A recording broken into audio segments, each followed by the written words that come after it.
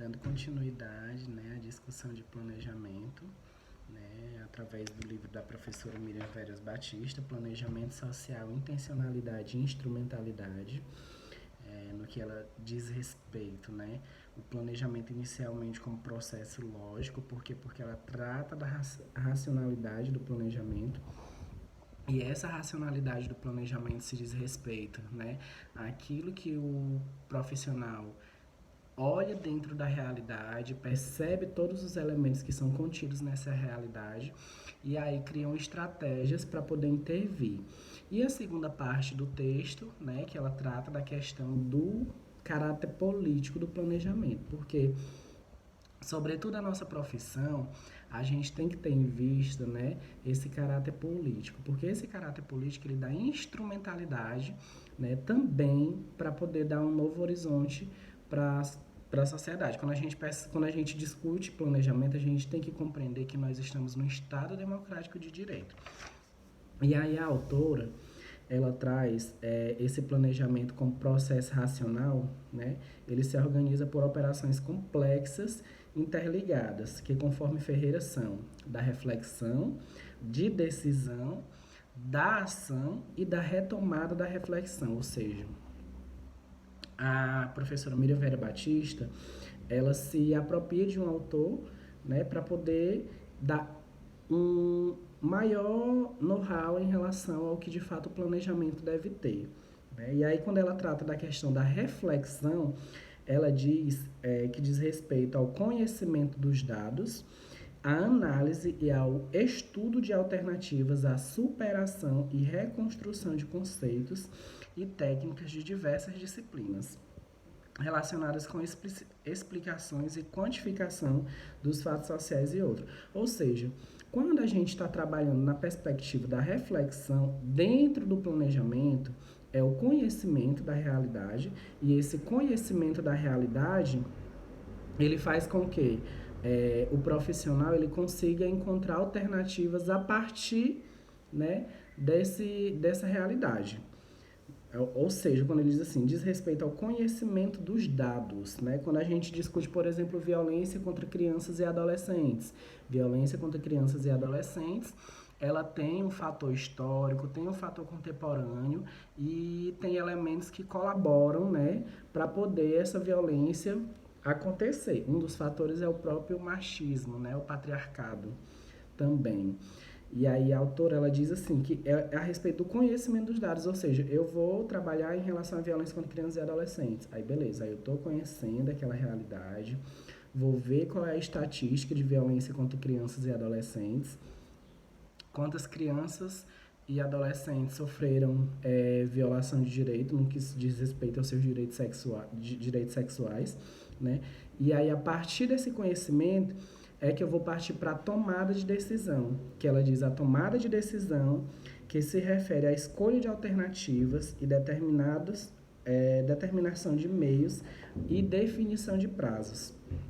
Ou seja, a partir da reflexão, aí eu vou para a tomada de decisão, e essa tomada de decisão é justamente conhecer, além de conhecer a realidade, tomar a decisão de fato de executar algum projeto para poder intervir naquela realidade. Né? Aí ela fala da ação. Essa ação é relacionada à execução das decisões, é o foco central do planejamento, orienta-se por momentos que antecede e é subsidiada pelas escolhas efetivadas na operação anterior, quanto às necessárias do processo de organização, ou seja, tive a reflexão, tive a tomada de decisão do que de fato eu vou fazer, aí agora é a ação, né? É a própria prática, propriamente dita. Quando a gente diz a ação, é de fato aquilo que vai ser materializado, que vai ser executado. E por fim, o Ferreira ele traz a discussão da retomada da reflexão.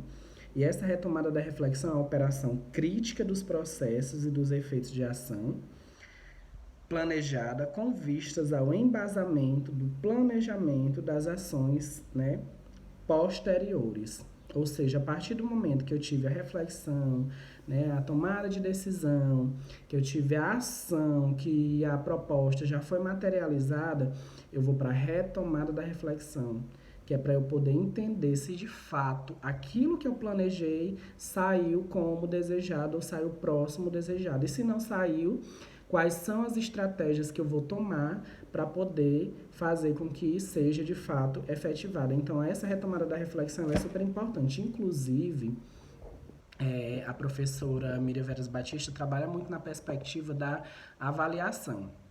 E vocês sabem que nós, assistentes sociais, nós trabalhamos, né, diretamente com as políticas públicas. E essas políticas públicas, elas são, por muitas vezes, complexas, né? Dentro do processo sociohistórico, dentro do processo social. Então, nós, enquanto assistentes sociais, devemos ter, sim, esse processo de avaliação, né? Esse processo que, de fato, nos faz refletir acerca do real. A análise desse processo leva-nos a identificar nessa dimensão de racionalidade, a dimensão político-decisória, que dá suporte ético-político à ação técnico-administrativa. Ou seja, quando a gente vai discutir o planejamento, a gente discute na perspectiva também, né, técnico-administrativo, mas com caráter político. Professor, mas por que a gente deve envolver política no planejamento? A política, quando a gente fala, gente, são processos decisórios, processos de fato da gente refletir sobre a realidade. A partir do momento que eu estou dialogando com você acerca, por exemplo, um casal está dialogando acerca dos filhos, é um processo político, né? Um processo político porque é um processo de reflexão. Muitas vezes a gente até tem medo, assim, de dizer assim, eu não gosto de política, eu detesto política. Eu digo mesmo, a assistente social não pode, né, estar com essa perspectiva de que gosta ou não gosta de política, porque, de fato, a nossa formação é uma formação eminentemente política. Por quê? Porque a gente vai conhecer a realidade e, a partir desse conhecimento, a gente vai intervir de forma mais assertiva. E aí, quando ela finaliza essa discussão da questão do planejamento técnico, aí entra no planejamento como processo político. E ela traz até uma frase que eu achei super interessante trazer para vocês. Existe a necessidade de estratégias porque existem confrontos e existem maneiras diferentes de enfrentá-las, né? Quando ela traz essa reflexão, eu acho super plausível. Por quê? Porque ela traz o cerne do planejamento. Porque o que é de fato planejamento? É aquilo que eu vou organizar dentro da minha realidade para poder alcançar determinado objetivo. Então, a gente, enquanto profissional, enquanto assistente social, que trabalhamos com as expressões da questão social, a gente precisa ter isso bem apurado, a gente precisa ter esse planejamento bem apurado. Aí ela traz a discussão de que a dimensão política do planejamento decorre do fato de que ele é um processo contínuo de tomada de decisões. Ou seja, o planejamento é um processo que constantemente a gente vai estar tomando decisões para atender determinados objetivos nossos. Inscrita nas relações de poder, o que caracteriza ou envolve uma função política, né? Por quê? Porque dentro do Estado, gente, não tem como a gente pensar um Estado democrático de direito e a gente não ter uma perspectiva política. A gente precisa sim ter essa perspectiva política, porque essa perspectiva política aqui de fato vai dar instrumentalidade, né, para o que a gente deseja alcançar enquanto sociedade. E aí ela continua dizendo, tradicionalmente, o planejamento era dada ênfase aos seus aspectos técnico-operativos, desconhecendo no seu processamento as tensões, pressões embutidas nas relações dos diferentes sujeitos políticos em presença. Ou seja, quando a autora ela discute, né, esse planejamento, ela de fato está dando esse caráter político. Por quê? Porque antes, gente, quando a gente discutia planejamento, antes da Constituição de 1988, era uma perspectiva muito tecnicista, uma perspectiva muito burocratizada. Inclusive, hoje ainda a gente tem um Estado burocrático. Mas, né, ao tempo em que as instituições foram evoluindo, os profissionais foram se qualificando mais, deu-se a noção do caráter político. E esse caráter político, atentai bem, também envolve os sujeitos, porque em todos os espaços que nós estivermos, nós devemos sim envolver os sujeitos, porque de fato nós somos seres políticos e dentro do Estado Democrático de Direito, a gente precisa sim, né, dar esse know-how para a sociedade, dar para a sociedade o que de fato é de direito. E ela traz uma citação de Logan e Martins, quando ela diz assim, quando Logan e Martins afirmam não ser fácil estabelecer a interlocução necessária entre elemento teórico ou de concepção e o elemento político ou de decisão. Né? No processo de planejamento, via de regra, é função específica do técnico o equacionamento e operacionalização das opções assumidas pelo centro decisório, embora caiba a ele também assumir decisões e implementar ações. Né? Inclusive, ela traz outros elementos aí, que são elementos que de fato compõem o processo de planejamento e que são primordiais, né, para de fato as ações serem materializadas de forma mais efetiva. E esses elementos, ela traz o equacionamento, a decisão, a operacionalização e a ação. Né? E aí a gente vai entender cada um desses elementos, porque de fato são elementos que compõem o planejamento e que são necessários para a gente poder, né, ter aí a materialidade daquilo que a gente deseja alcançar. E ela fala do equacionamento, né, que corresponde ao conjunto de informações significativas para a tomada de decisões, encaminhadas pelos técnicos de planejamento, ou seja, esse equacionamento é quando os profissionais de fato fazem o levantamento dos dados, o levantamento das informações e que essas informações elas vão colaborar aí para o processo, né, de materialização daquilo que é desejado. E aí ela traz outra afirmação. No entanto, deve-se ter presente que essa função não é exercida pelo planejador, de maneira distanciada de suas opções no contexto das relações sociais, uma vez que, diante de um mesmo problema e de uma mesma demanda, as pessoas têm diferentes formas de encaminhamento, de apreensão do real. Isto está relacionado à visão do mundo de cada pessoa e à fonte onde busca seus fundamentos do contexto de grandes correntes teóricos metodológicas. Né? A professora Miriam Vera Batista ela trabalha muito nessa perspectiva, de fato, de relacionar o serviço social com esse processo de planejamento. E isso é importante por quê? Porque, de fato, dentro da nossa ação profissional, nós não conseguimos, né, fazer determinadas ações sem planejar. Não tem como.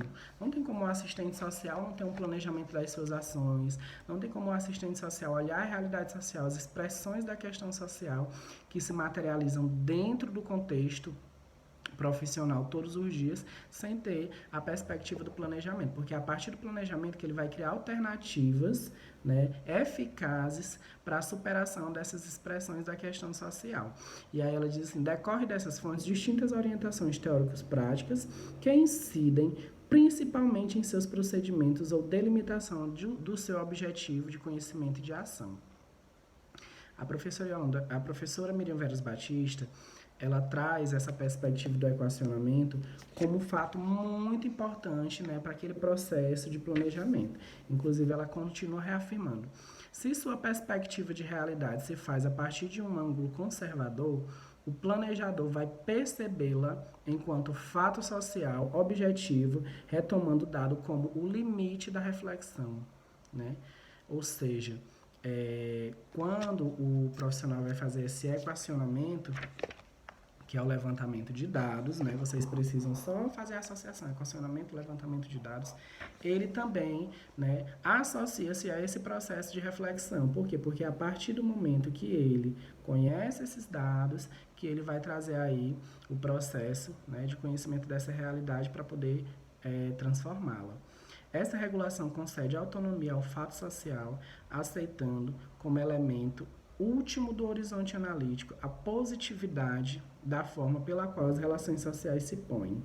ou seja, aceitando o real que se coloca imediatamente aos sentidos como dado de fato, não discutindo a realidade posta por essa objetividade, fazendo com que a apreensão do real se resuma nas questões colocadas no cotidiano, nas relações de consciência e de coerção cultural, não interessando o processo que está em sua gênese. Nessa perspectiva, não é levado em consideração que a estrutura das classes sociais naquele momento histórico é determinada pelas relações socioeconômicas que são estabelecidas no jogo das forças existentes na realidade. Né? E aí a autora ela traz mais essa afirmação que também nós não podemos deixar de levar em consideração a realidade na perspectiva da luta de classe, né? Da burguesia e dos proletariados, porque é a partir desse conhecimento também que nós conseguimos ter aí um horizonte de fato do que a sociedade necessita. No próximo vídeo a gente continua.